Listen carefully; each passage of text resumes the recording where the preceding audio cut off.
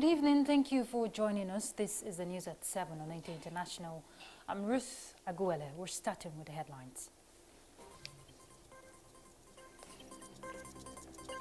President Buhari swears in Professor Mahmoud Yakubu for second term in office as INEC chairman. Senate to investigate federal government's alleged loss of $9 billion to illegal mining of gold. And as COVID-19 vaccines start to gain regulatory approval globally, concerns of vaccine nationalism rise.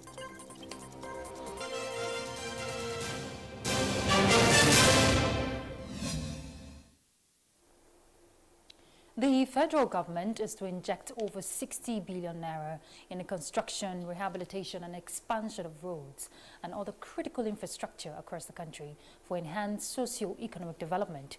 Well, the Federal Executive Council gave the approval at its weekly meeting held virtually for the 27th time in the new normal. State House correspondent Adam Musambo reports that the council also ratified a second Nigerian roads safety strategy.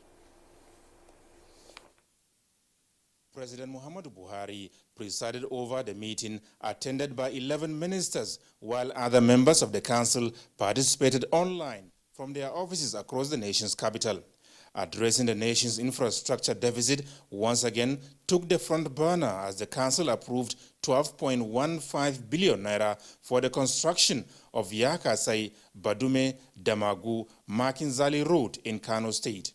And the rehabilitation of the Kaduna-Pambegua-Jos Road, linking Kaduna and Plateau States, for 38.701 billion naira.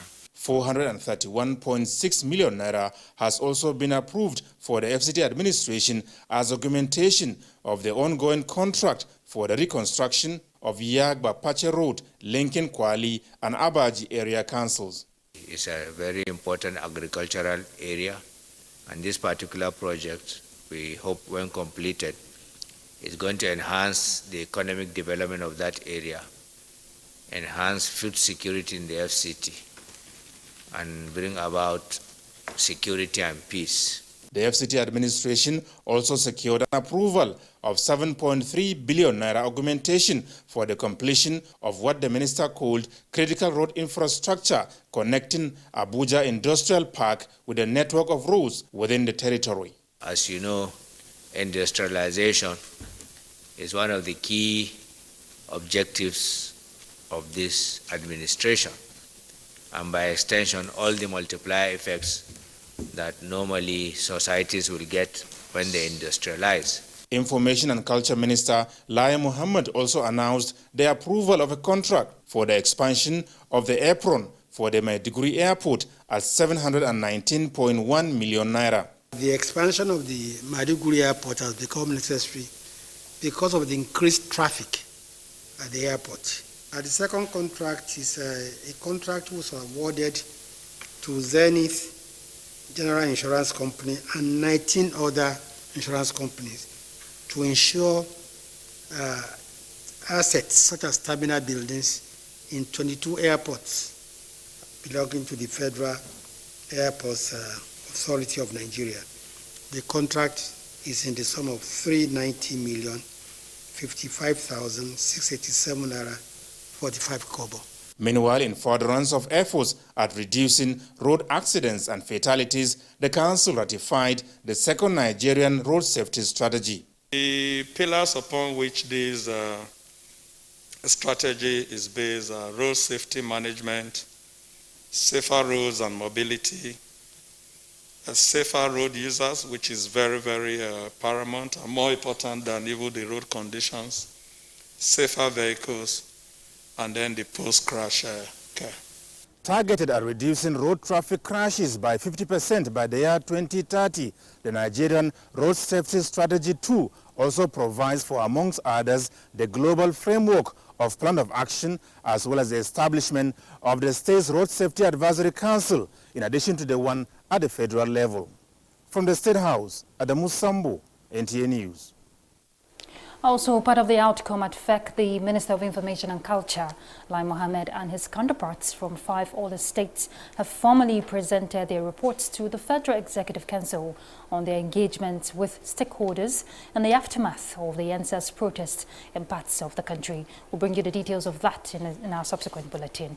Let's look at other pressing issues. The Attorney General of the Federation and Minister of Justice, Abubakar Malami, says the National Assembly lacks constitutional power to summon the President over the use of armed forces on security and other related matters.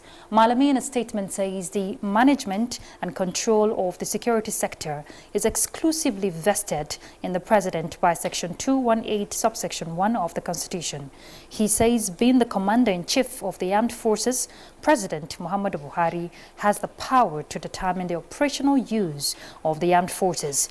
The Attorney General says National Assembly invitation seeks to put the operational use of the armed forces to a public interrogation that will at end undermine the effort. He therefore states that President Muhammadu Buhari has recorded tremendous success in containing the incessant bombing, colossal killings, wanton destruction of lives and property that bedeviled the country before attaining the hem of affairs of the country in 2015.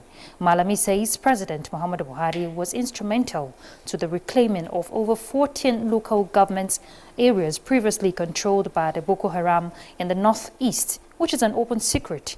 The strategies for such achievement are not open for public expose. While condoling the bereaved and sympathizing with the victims of the associated insecurity in the country. The chairman of the Independent National Electoral Commission, Professor Mahmood Yakubu, has been sworn in to take charge of Nigeria's electoral umpire for another 5 years term. Well, the swearing-in ceremony was performed by President Muhammadu Buhari. That also preceded the weekly meeting of the Federal Executive Council. Let's see how that fared, and State House correspondent Adamu Sambo will tell us. I, Professor Mahmood Yakubu. An academic born in 1962, Professor Mahmood Yakubu from Bauchi State will go down in history as the only Nigerian to serve for 2 terms as chairman of the Independent National Electoral Commission.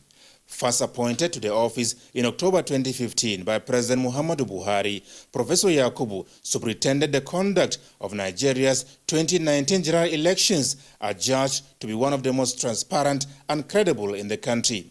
With his reappointment, Professor Mahmood Yakubu is mandated to be in charge of affairs of the nation's electoral body when Nigerians return to the polls in 2023. That I will preserve, protect, and defend the laws of the Federal Republic of Nigeria. There was no presidential address at the brief swearing-in ceremony, but the returning INEC chairman, Professor Mahmood Yakubu, promised to discharge his responsibilities consistent with the oath of office taken, as well as his allegiance to the Federal Republic of Nigeria. We have clearly demonstrated in recent elections that elections are getting better and better, and the elections will continue to get better and better. By coincidence today, the National Assembly is holding a public hearing on the amendment of the electoral legal framework. This is important, and this time around, working with the National Assembly will ensure the speedy passage of the amendment bill, and once it is assented to, it will help us enormously in confronting the challenges ahead. The preparations for the 2023 general elections have proceeded in earnest. We need certainty, and therefore the electoral legal framework is fundamental, without which we cannot formulate our regulations and guidelines. Without our regulations and guidelines, we cannot conclude work on the manual for the training of ad hoc staff for the elections. With its vision to be one of the best election management bodies in the world, INEC, as the chairman often says, will remain committed to the conduct of free, fair, and credible elections for sustainable democracy in Nigeria. From the State House, Adamu Sambo, NTA News. Let's look at legislative affairs. Senate has passed the Nigeria Police Academy Bill 2020. Well, the bill seeks to provide legal backing to degrees awarded by the institution located in Wudil, Kano State. The police training school, already in existence, lacks the legal framework to award degree certificates 8 years after it was upgraded by the federal government. The primary aim of the bill is to reposition and improve service delivery in the Nigeria Police. The Nigerian Minerals and Mining Law provides that ownership and control of all minerals in Nigeria is vested in the federal government. Ironically, this exclusive right has suffered years of abuse, while mining of solid minerals has been a scrabble of a sort, with illegal miners smiling to the bank, to the detriment of the Commonwealth. Now, the Senate is saying enough is enough, as it resolved to investigate alleged loss of $9 billion to illegal mining of gold. National Assembly correspondent Ignatius Umpo reports. Legislative intervention in checking losses of revenue accruable to the federal government has continued to engage members of the Senate. Illegal mining, especially of gold, was the focus at Thursday's plenary. Chief Whip of the Senate, Oji Uzo Kalu, drew attention of the legislators to a United States report that Nigeria has lost over $50 billion in gold revenue tax in 2 years due to illegal mining. We must intensify further efforts to combat illegal mining and set up all revenue leakages from such clandestine activities and raise to the occasion of this one. I ask Mr. President to direct the federal government to close the leakages. In Gashaka local government of Taraba State, we have instances where by aircrafts, come during the night. We don't know what they pick. So I think, this is also, a security issue. If you travel from Kogi to Abuja late night, you will see trailers. The people you see inside these trailers are foreigners. These are people who are engaged in illegal mining. Urge the Senate Committee on Solid Minerals, Mines and Steel Development and Metallurgy to investigate this matter and report back to the Senate in 6 weeks. A bill that seeks to abolish the dichotomy between first degree and diploma, sponsored by Senator Ayo Akinyelure, the School of Mines and Geological Studies Establishment Bill Goyok, sponsored by Senator Dauda Yero, and the Institute of Information and Communications Technology, UGA, Anambra State, sponsored by Senator Ifeanyi Uba, passed second reading. The graduates of this school will add value because they will be supporting not only the major investors in mining sector, but they will also go to nooks and crannies of this country and provide services. Senate has confirmed the nomination of 7 persons as members of the National Commission for Persons with Disabilities, with former member of the House of Representatives, Suleiman Kangiwa, as chairman. Senate has passed the 2020 FCT Appropriation Act Repeal and Reenactment Bill of 199.2 billion naira as grand total for recurrent and capital expenditure. From the National Assembly, Ignatius Nkwo, NTA News. And at the Green Chambers, the House of Representatives says improving health insurance for all Nigerians is necessary for the well-being of the citizens.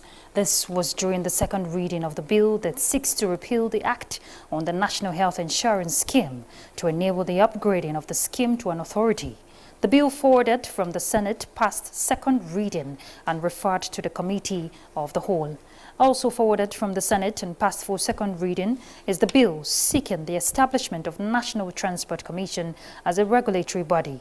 Meanwhile, House members at plenary Wednesday urged the federal government to access roads to the Apapa, Tinkan and Kirikiri ports in Lagos.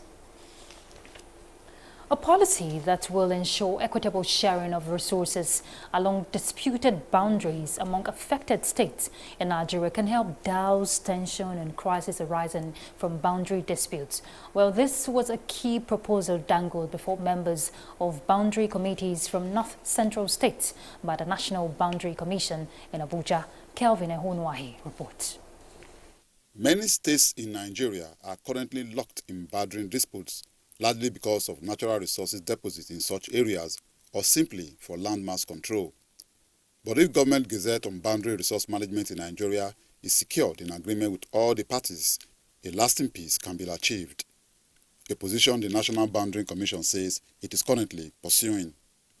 The meeting of members of boundary committees from the North Central states with deputy governors of some of the states in attendance, is one of the steps being taken to sell the idea to the stakeholders.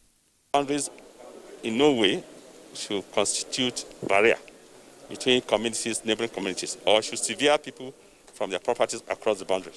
So people are free to live everywhere and own properties everywhere. I expect that at the tail end, we would have had a better understanding about the problems that affect our interstate borders, and most importantly, their solutions. The interactive session is expected to be replicated in other geopolitical zones in the country. In Abuja, Kelvin Ewonwaye, NTA News. A break is next for us. We're back shortly. Stay tuned.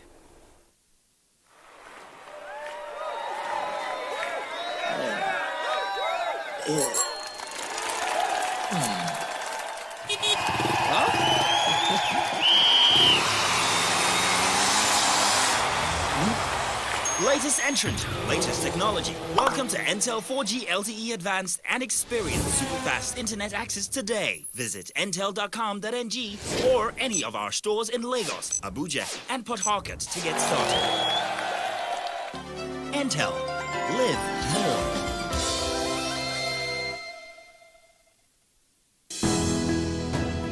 Dialogue, empathy, love, and unity. These are vital components of nation building. I want to reiterate that the House will do all it can to make sure that everybody that has suffered from police violence, whether you're from the north, from the east, from the west, because everybody in Nigeria suffered from police violence, not just those of us from the southwest. That will be applicable to all, including policemen that lost their lives in this unfortunate incident. Let's build and not destroy.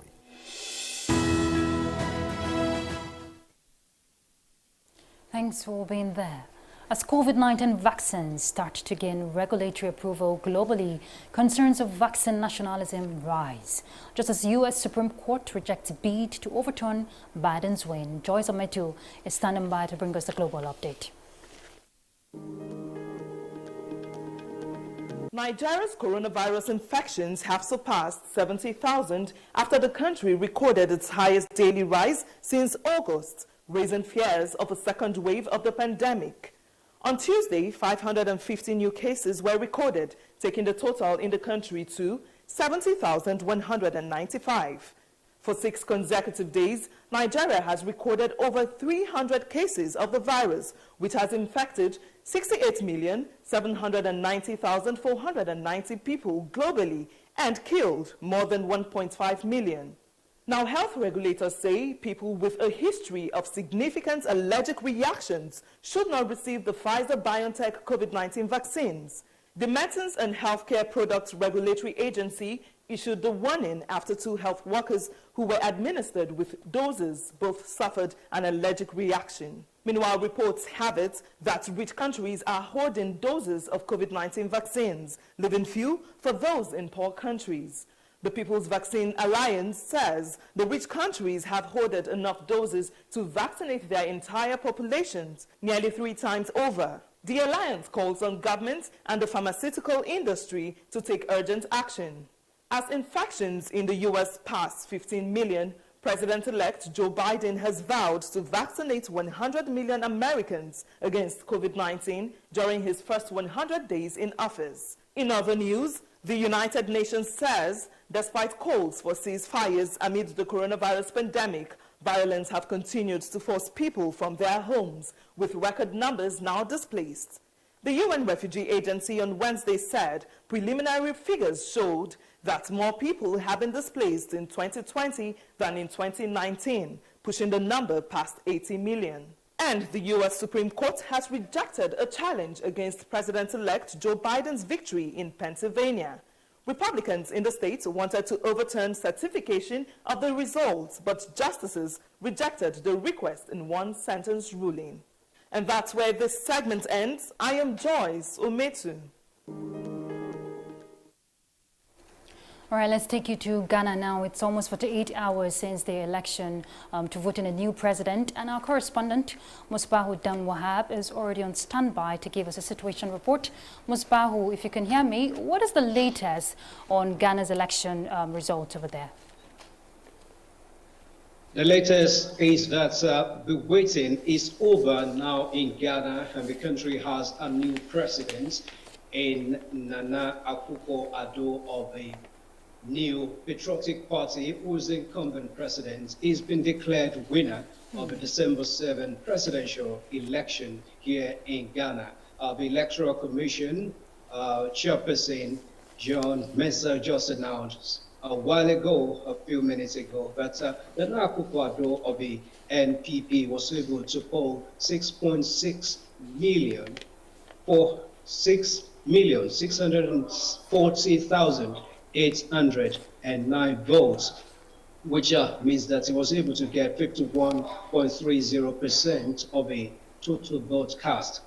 And that now more than the 6.1 votes garnered by the former president and the main opposition party, John Dramani Mahama. So the new president of Ghana that will be sworn in January 7 is Nana Akufo-Addo to go for a second time in office. Okay, so what's the atmosphere like? You know, were they expecting that this win will happen? What is it like over there?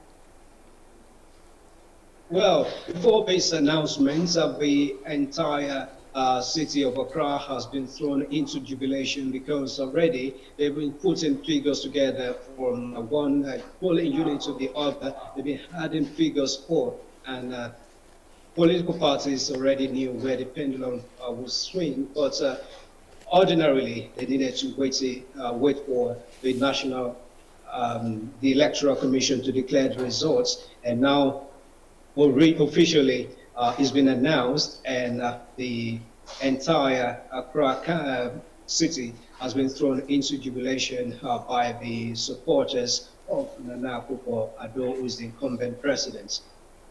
All right, thank you very much, Musbahu Dan Wahab, there, our correspondent from Ghana, giving us a situation report. Nana Akufo-Addo emerges win for the second term. We apologize for some frizzy bits of the picture there. Let's look at present issues in Nigeria. Peace and stability will remain elusive in Africa if leaders do not address the connection between security and development.